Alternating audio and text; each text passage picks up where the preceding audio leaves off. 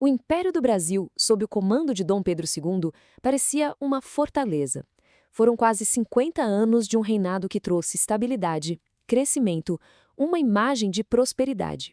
Parecia que ia durar para sempre. Mas, como um castelo de cartas, toda essa estrutura aparentemente sólida desmoronou. E a grande pergunta que fica é exatamente essa: como é que um reinado de meio século acaba assim, praticamente da noite para o dia? O que foi que aconteceu nos bastidores para que tudo ruísse de forma tão rápida? É isso que a gente vai investigar agora. Olha só o drama da queda, é impressionante.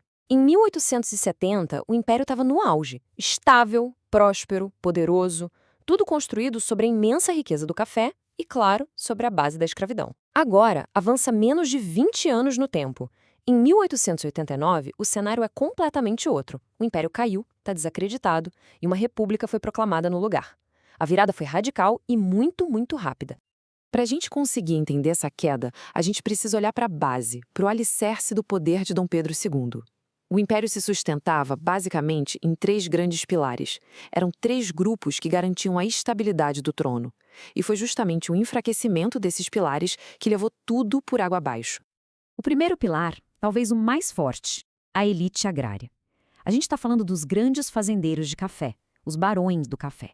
Eles não tinham só o dinheiro. Eles tinham um poder político gigantesco. O apoio deles era assim absolutamente crucial. E esse apoio todo dependia de uma coisa: a manutenção do sistema escravista. O segundo pilar era a Igreja Católica. E olha, não era só uma questão de fé, não. A Igreja era, na prática, parte do Estado. Ela dava a bênção, a legitimidade para o poder do imperador.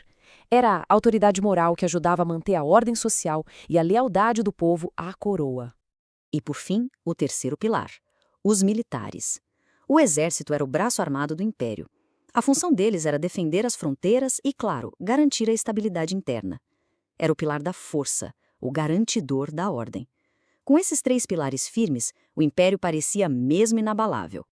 Mas então, o primeiro pilar começou a trincar. Vamos entender como a monarquia perdeu o apoio justamente da sua força armada. Esse episódio ficou conhecido na história como a questão militar. Tudo começa, de certa forma, com a Guerra do Paraguai. Foi uma vitória, sim, mas uma vitória que saiu muito caro. O Brasil se endividou até o pescoço. Só que a consequência mais importante para a nossa história aqui foi outra. O exército saiu da guerra muito, mas muito mais forte e com uma nova consciência do seu próprio poder.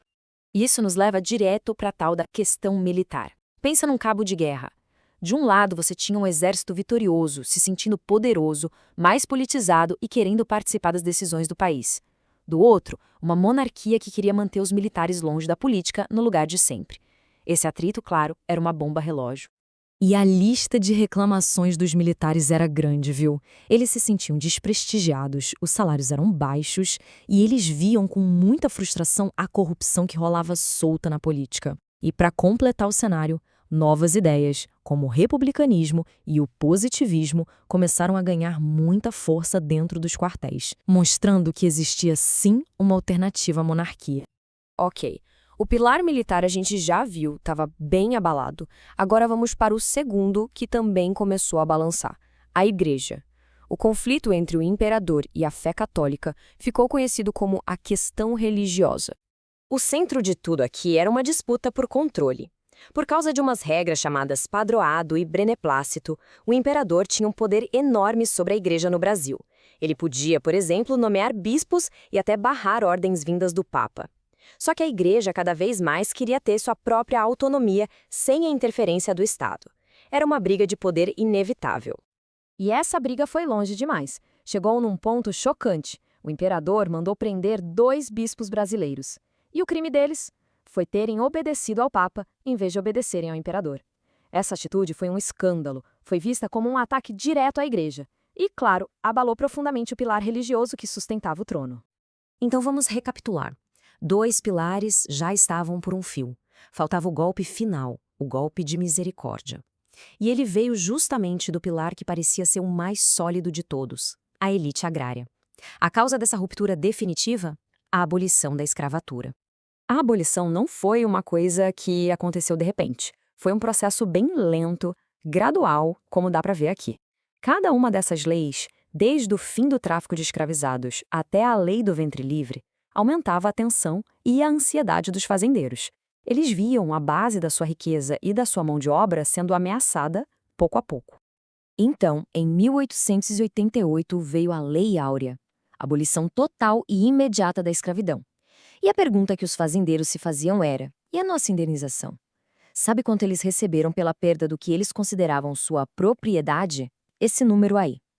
0. Nadinha. Essa foi a gota d'água. Para a elite agrária, aquilo foi uma traição. Simples assim. Eles perderam sua principal fonte de trabalho e riqueza e se sentiram completamente abandonados pela monarquia que sempre apoiaram. O resultado? Eles viraram o que a gente chama de republicanos do 14 de maio. Ou seja, no dia seguinte à abolição, eles simplesmente mudaram de lado e abraçaram a causa republicana. O último pilar de apoio do império tinha acabado de ruir. E assim, a gente chega ao fim da linha.